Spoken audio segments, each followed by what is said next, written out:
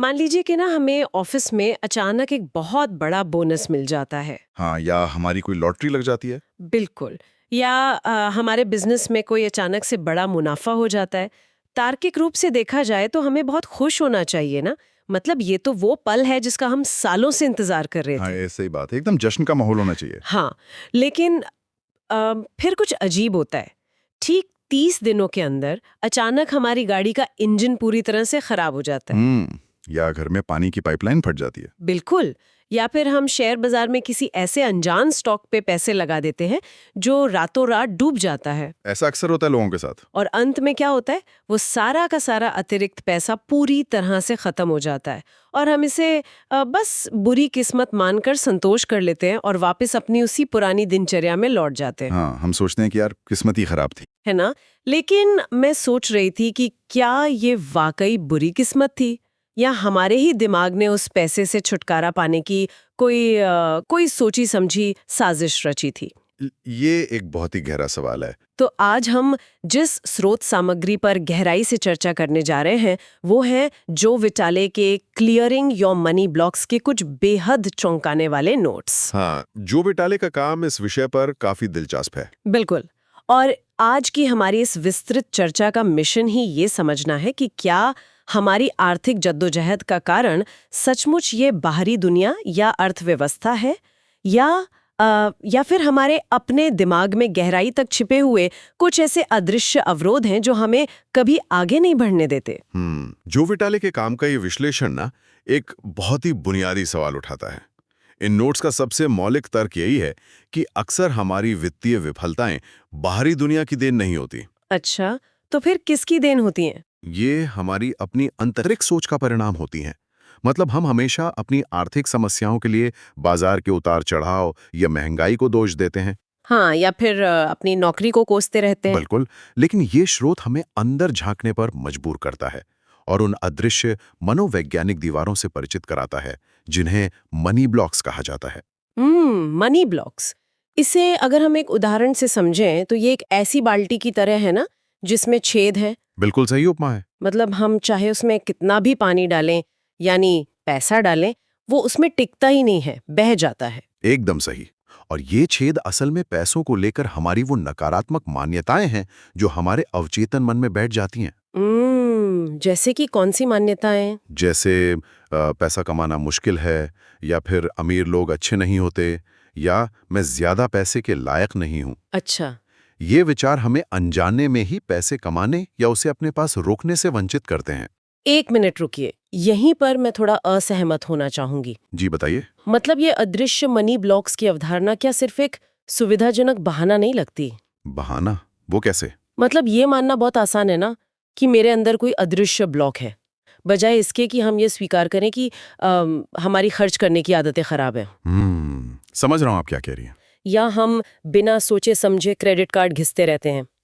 क्या ये अपनी वित्तीय गलतियों को छुपाने के लिए बस एक छद्म मनोविज्ञान का सहारा लेना नहीं है? ये एक बहुत ही जायज और तार्किक सवाल है। तो विटाली ये कैसे साबित करते हैं कि ये सचमुच हमारे दिमाग का कोई खेल है, ना कि सिर्फ हमारा आलस्य? देखो, अगर हम इसे सिर्फ सतही तौर पर देखें तो ये एक बहाना ही लगता है। हाँ। लेकिन जो विटाले के नोट्स इसे एक बहुत ही सटीक मनोवैज्ञानिक तंत्र के रूप में समझाते हैं।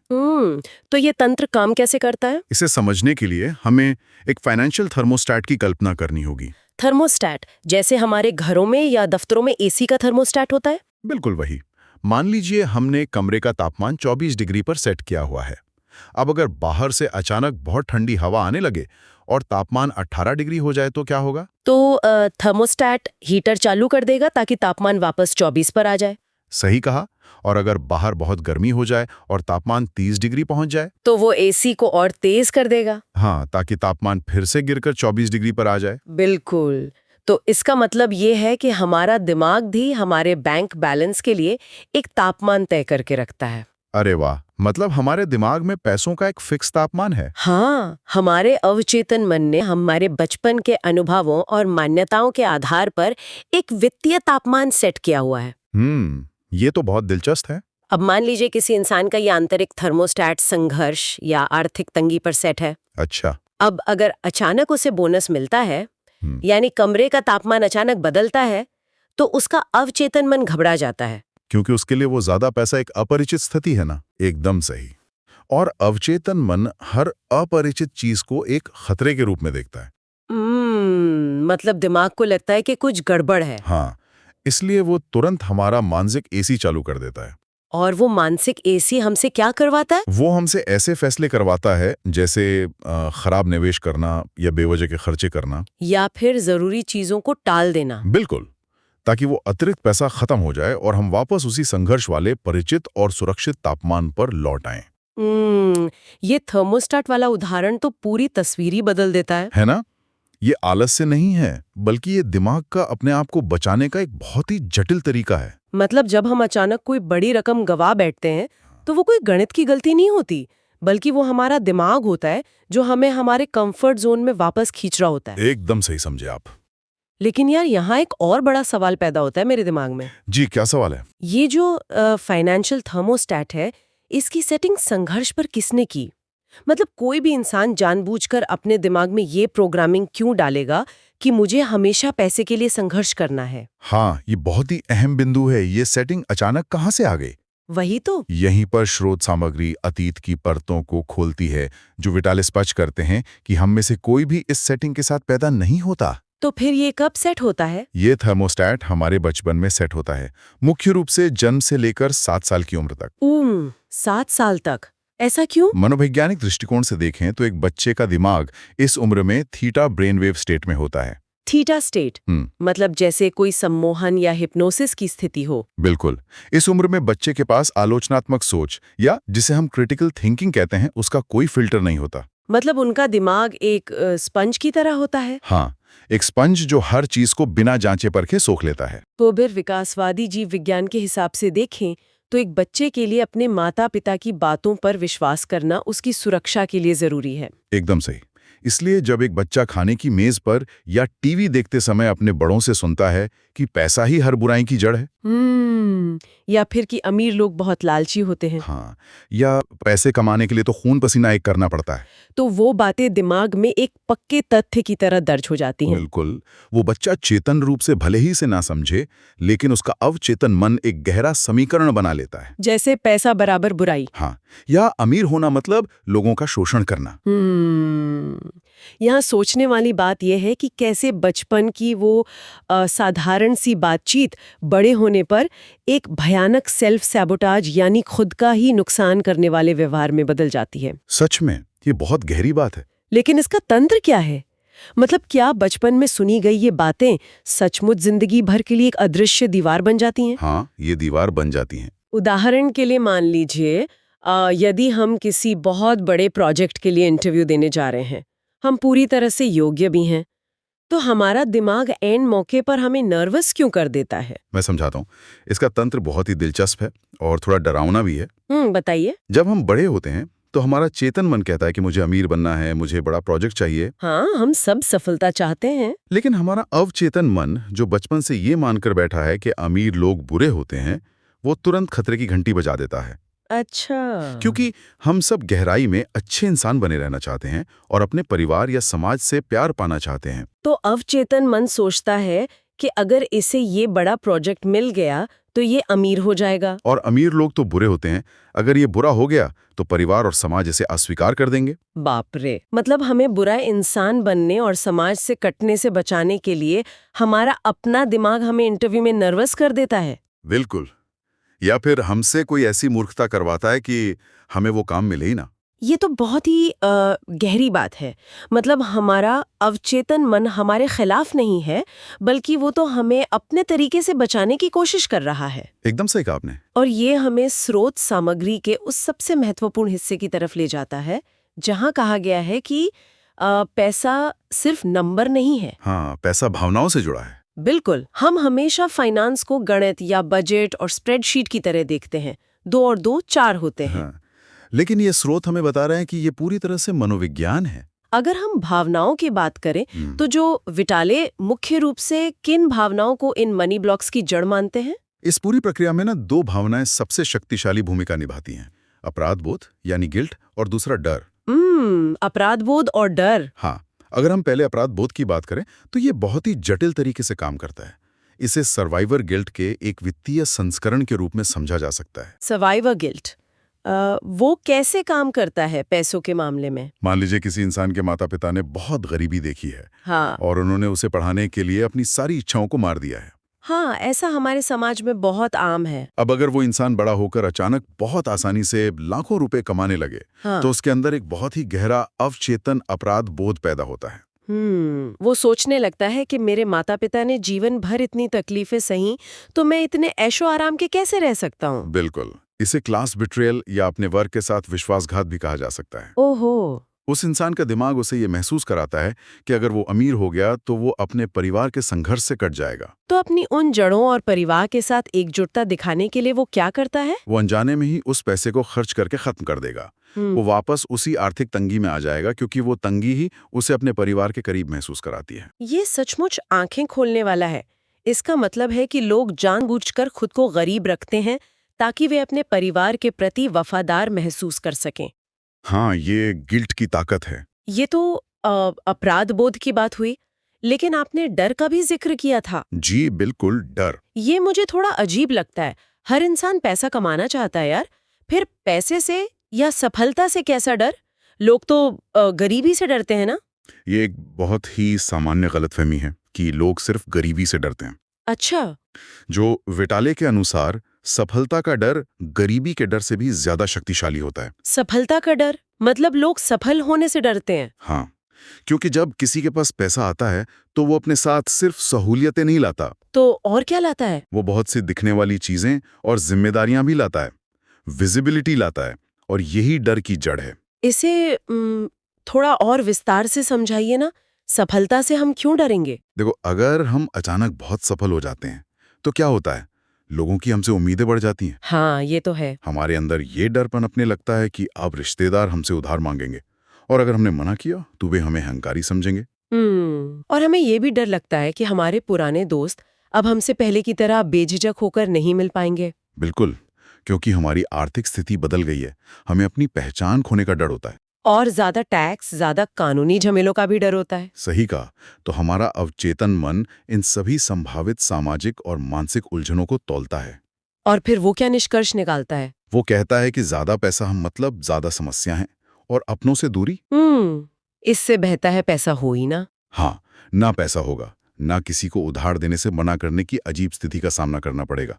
इसलिए हमारा दिमाग हमें उन स्थितियों से बचाता है। तो अब पूरी तस्वीर साफ हो रही है। यानी जब हम कोई खराब निवेश करते हैं या अपना बिजनेस डुबा देते हैं तो वो हमारी कमजोर गणित नहीं है, नहीं, बिल्कुल नहीं। बल्कि वो हमारे दिमाग द्वारा बनाई गई एक एस्केप हैच है, यानी भागने का रास्ता है, ताकि हम उन सामाजिक असहजताओं का सामना करने से बच सकें। एकदम सटीक विश्लेषण किया आपने। ये तो पूरी तरह से इंसानी व्यवहार का अध्ययन हो गया यार। हाँ, ये पूरा मनोविज्ञान है। तो अब जब हमने इस फाइनेंशियल थर्मोस्टैट को ढूंढ लिया है और हम ये भी समझ गए हैं कि डर और अपराध बोध ने इसकी सेटिंग को कमी और संघर्ष पर अटका रखा है, तो अब सबसे बड़ा सवाल ये उठता है कि इस थर्मोस्टैट की सेटिंग को बदला कैसे जाए? क्या हम इस पुरानी प्रोग्रामिंग को मिटाकर एक नई सोच विकसित कर सकते हैं? बिल्कुल कर सकते हैं, और यहीं से जो विटाले के समाधान शुरू होते हैं। तो इसका पहला कदम क्या है? इस पुरानी प्रोग्रामिंग को मिटाने का पहला कदम बहुत स्पष्ट है, और वो है जागरूकता। अपनी मान्यताओं को पहचानना। हाँ, जब तक हम ये स्वीकार नहीं करेंगे कि हमारे अंदर ये छिपे हुए डर और अपराध बोध हैं, तब तक हम उन्हें बदल नहीं सकते। ये तो तार्किक है।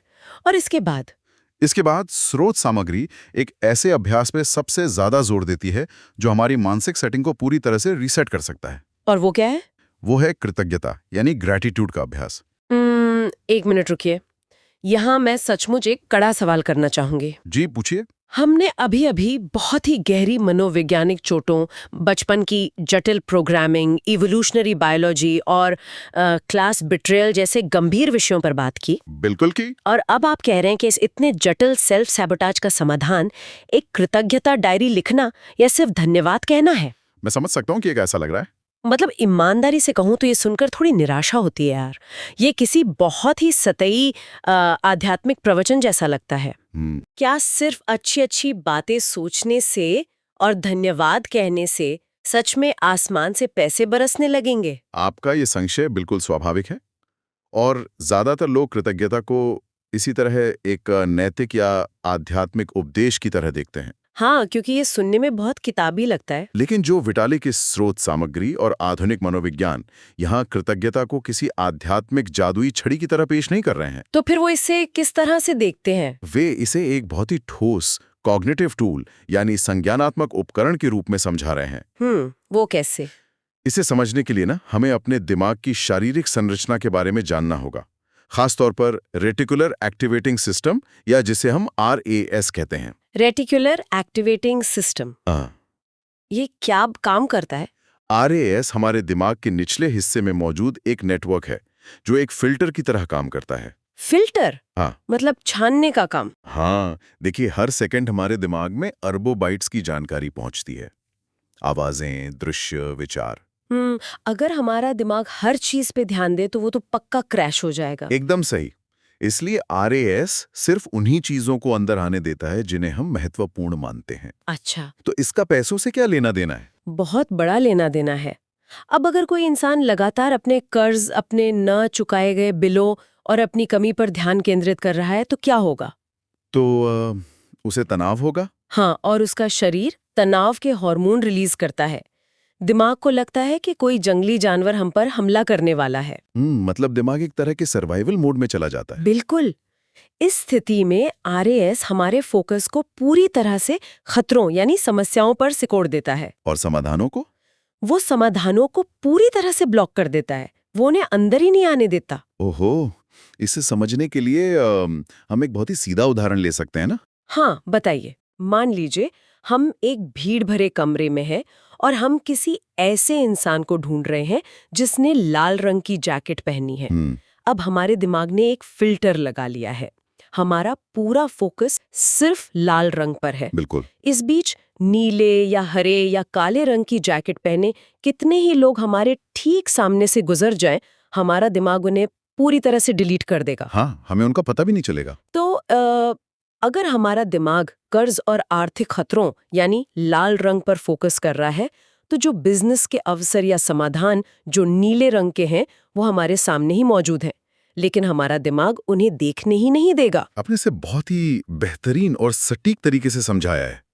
ठीक ऐसा ही होता है। तनाव की स्थिति में हमारा दिमाग अवसरों को डिलीट कर देता है। यार, ये तो बहुत बड़ा नुकसान है। और यहीं पर कृतज्ञता कोई आध्यात्मिक उपदेश नहीं रहता, बल्कि वो हमारे दिमाग के सिस्टम को हैक करने का एक वैज्ञानिक तरीका बन जाता है। वो कैसे? ग्रैटिट्यूड दिमाग को कैसे हैक करता है? जब हम सचेत रूप से कृतज्ञता का अभ्यास करते हैं, मतलब उन चीजों पर ध्यान केंद्रित करते हैं जो हमारे पास हैं, जो अच्छी हैं, तो हम अपने शरीर के तनाव को कम करते हैं। हम अपने दिमाग को ये संदेश भेजते हैं कि हम सुरक्षित हैं, कोई जंगली जानवर हम पर हमला नहीं कर रहा है। तो क्या इससे वो RAS का फिल्टर बदल जाता है? बिल्कुल। कृतज्ञता हमारे RAS को एक नया निर्देश देती है, एक नई कमांड। अच्छा। यह उसे आदेश देती है कि अब हमें खतरों को नहीं, बल्कि सकारात्मक अवसरों और प्रचुरता को खोजना है। मतलब हम लाल जैकेट की जगह नीली जैकेट ढूंढना शुरू कर देते हैं। एकदम सही। और जैसे ये फिल्टर बदलता है ना, हमारा नजरिया बदल जाता है। तब अचानक हमें वो निवेश का मौका या वो नया ग्राहक या आय का वो नया स्रोत दिखाई देने लगता है, जो पहले भी वहीं था। लेकिन हमारे डरे हुए दिमाग ने उसे डिलीट कर दिया था। हाँ, जो विटाले के अनुसार ये कोई जादू नहीं है, यह बस हमारे दिमाग की बायोलॉजिकल और मनोवैज्ञानिक प्रोग्रामिंग को सही दिशा में अलाइन करना है। जब हमारी आंतरिक सेटिंग प्रचुरता पर आ जाती है तो हमारे बाहरी फैसले अपने आप सही होने लगते हैं। और अंततः वही फैसले पैसे को हमारी ओर आकर्षित करते हैं। ये पूरी चर्चा ना वाकई में हर इंसान के लिए एक बहुत बड़ा आहा मोमेंट है यार। हाँ, ये सोचने का नजरिया ही बदल देता है। हमने शुरुआत एक बहुत ही निराशाजनक परिदृश्य से की थी, जहां पैसा आता तो है लेकिन बिना किसी तार्किक कारण के टिकता नहीं है। इस पूरी यात्रा में हमने देखा कि समस्या बाहरी दुनिया में नहीं थी, बल्कि हमारी अपनी सोच में थी। बिल्कुल। हमने उस फाइनेंशियल थर्मोस्टैट को समझा, बचपन की प्रोग्रामिंग को परखा और ये जाना कि कैसे हमारा अपना अपराध बोध और सफलता का डर हमें आगे बढ़ने से रोकता है। और सबसे बड़ी बात ना, हमने ये समझा कि ये कोई स्थायी बीमारी नहीं है। हाँ, इसे बदला जा सकता है। कृतज्ञता और जागरूकता के निरंतर अभ्यास से हम अपने दिमाग के न्यूरल पाथवेज को फिर से बना सकते हैं। सही बात है। ये समझना कि वित्तीय स्वतंत्रता एक बाहरी लड़ाई नहीं है, बल्कि पूरी तरह से एक आंतरिक खेल है, ये हमें एक पीड़ित की भूमिका से बाहर निकालता है। और फिर से नियंत्रण की स्थिति में ले आता है। बिल्कुल। अगर हम अंदर की बाधाओं को हटा दें, तो बाहर का गणित सच में बहुत आसान हो जाता है। एकदम सही कहा आपने। तो इस चर्चा को खत्म करने से पहले मैं चाहती हूँ कि हम सब सुनने वाले एक विचार पर गहराई से सोचें। जी बिल्कुल। एक ऐसा विचार जो इस स्रोत सामग्री की नींव पर आधारित है, लेकिन हमें थोड़ा और आगे ले जाता है। हमने देखा कि कैसे हमारा अवचेतन मन हमारे अतीत की मान्यताओं का एक वफादार गुलाम बनकर काम करता है, और हमारी वर्तमान आर्थिक स्थिति उसी अतीत का एक प्रिंट आउट मात्रा है। सही शब्द इस्तेमाल किया आपने, प्रिंट आउट, है ना? तो जरा सोचिए, अगर हमारा आज हमारे बीते हुए कल की मान्यताओं का परिणाम है, तो क्या होगा यदि आज से ही पैसे से जुड़ा हर छोटा फैसला, चाहे वो एक कप कॉफी खरीदने का हो, कोई बिल चुकाने का हो, या किसी नए कौशल में निवेश करने का हो, वो अतीत के डरों की एक स्वचालित प्रतिक्रिया होने के बजाय उस भविष्य के लिए एक सचेत वोट बन जाए जिसे हम असल में पाना चाहते हैं। ये बहुत ही शक्तिशाली विचार है। क्या हम सिर्फ एक विचार, सिर्फ एक मान्यता दूर हैं उस जीवन से जो हम हमेशा से जीना चाहते थे? इस बारे में सोचिएगा जरूर। बिल्कुल सोचना चाहिए। आज की हमारी इस विस्तृत चर्चा में बस इतना ही।